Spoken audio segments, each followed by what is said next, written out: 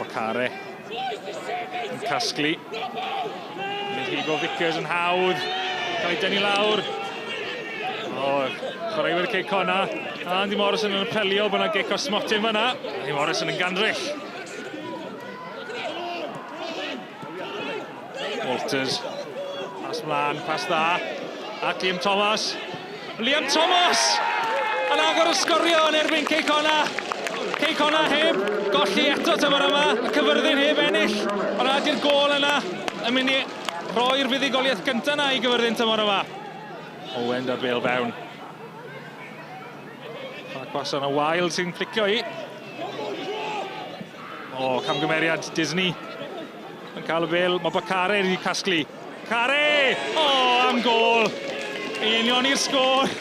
Bacare yn manteisio ar y dryswch yn y Cwrt Cosby ac yn crymanu'r bêl o amgylch i Leeds i'r gornel wilod. 1-1.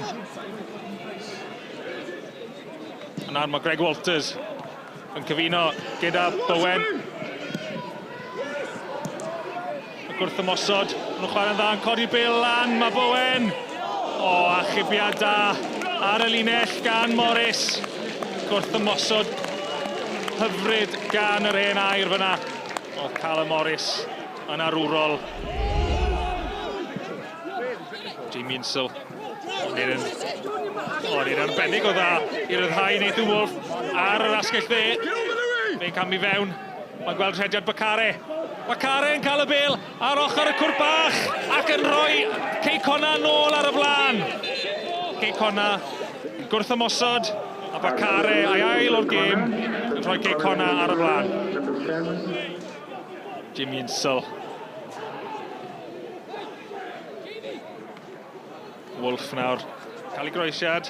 Heibio i Vickers. A George Horan yn penio. Ond cam sefyll oedd e. Chwarae da gan Cei Connah.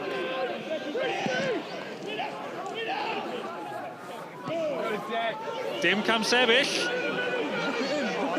Mae Bowen yn rhoi'r bêl ma'n nôl i canol. Mae Bull yn cael ei wythio. Mae yna gic o smotyn. Na, mynd y dyfarnwr.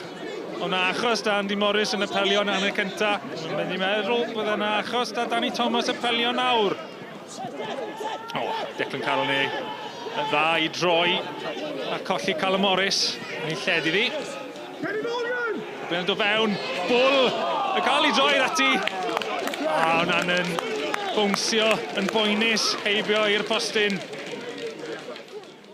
We expect to go and win that game, and it's a tough one for them because, like I said before the game, you look at the league this year and you'd never say Carmarthen with a set of players they've got that they would ever be in the bottom, but somebody has to be there, and there's some very strong teams this year right across the board, bottom six, top six, so you've got to be bang at it every game. We come through and won the game, and it's the right result at the end of the day. It's a disappointing result, but I think it was a positive performance. I think a lot of performances we've had this year have been positive. Unfortunately, we haven't turned the performances into results. But yeah, I've just tried to be as positive as I can with the boys after the defeat. But we have to, like I said, we have to keep the performances high, keep the effort levels high. The boys are a close-knit unit; they'll stick together, and I'm sure the results will turn.